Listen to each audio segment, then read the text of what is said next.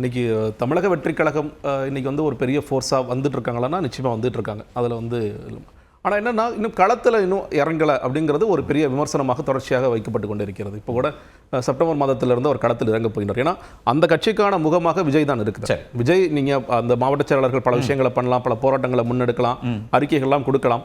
ஆனால் தொடர்ச்சியாக எதிர்பார்ப்பு என்பது இன்னும் சொல்லப்போனால் இந்த வருட ஆரம்பத்திலிருந்து தொடர்ச்சியான எதிர்பார்ப்பு என்பது விஜய் களத்தில் இறங்கினார்னா தான் இந்த களம் வேறு மாதிரி மாறும். இப்போ பார்த்தோம், இப்போ இந்த சாலை வளம் இந்த மாதிரி ரோட் ஷோ போகிறாரு. ரோட் ஷோ போகும்போது பெரிய கூட்டம் வருது, ஒரு பெரிய மாஸ் வருது. அதே மாதிரி இந்த முகல் மாநாடு போடுறாங்க. இப்போ வேறு மாநாடுகள்லாம் போடும்போது பெரிய கூட்டம் வருகிறது, அவருக்கு பெரிய ஈர்ப்பு இருக்குது அப்படிங்கிறத பார்க்குறோம்.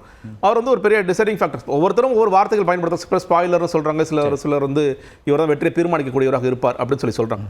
ஏன்னா நான் ஆரம்பத்திலிருந்தே ஆனால் விஜய் அவர்கள் வந்து தனிச்சு தான் இன்னைக்கு இது போட்ட தீர்மானங்களை இன்னும் முன்னாடியே அதை போட்டிருக்கலாமோ அப்படின்னு எனக்கு தோணுது. ஏன்னா ஒரு நெரேட்டிவ் என்ன செட் ஆயிடுச்சுன்னா அதிமுக தான் கூட்டணிக்கு போறாங்க. இன்னும் சொல்ல போனா இன்னைக்கு வந்து எடப்பாடி பழனிசாமி அந்த டோரை சேர்த்து க்ளோஸ் பண்ணிருக்காருன்னு நினைக்கின்றேன். ஏன்னா இந்த ஒரு நெரேட்டிவ் வந்துட்டே இருந்துச்சு. கண்டிப்பா டிசம்பருக்கு பிறகு பாருங்க பாஜகவும் அதிமுக நிச்சயமா உடைஞ்சிரும். உடைந்த பிறகு வந்து அதிமுகவும் தமிழக வெற்றி கழகம் அதுக்கான இடத்தை திரு விஜய் ஏற்படுத்திட்டாருங்கிறீங்க, இந்த நரேட்டிவ்க்கான இடத்தை. ஆமா, அந்த ஒரு நரேட்டிவ் இருந்துட்டே இருக்கு.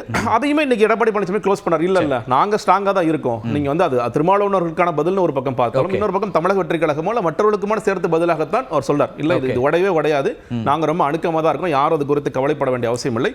ஒருவேளை யாராவது வரதா இருந்தா கூட இந்த கூட்டணிக்கு வாங்க, என்டிஏ கூட்டணிக்கு நீங்க வாங்கல. ஏதாவது என்னுடைய தலைமையிலான என்டிஏ கூட்டணிக்கு நீங்க வரலாமே தவிர முதலமைச்சர் வேட்பாளர் திரு எடப்பாடி பழனிசாமி அதிமுக தலைமையிலான என்டிஏ கூட்டணி தமிழ்நாட்டில் அதுக்கு வரணும். அப்படிங்க வரணும்.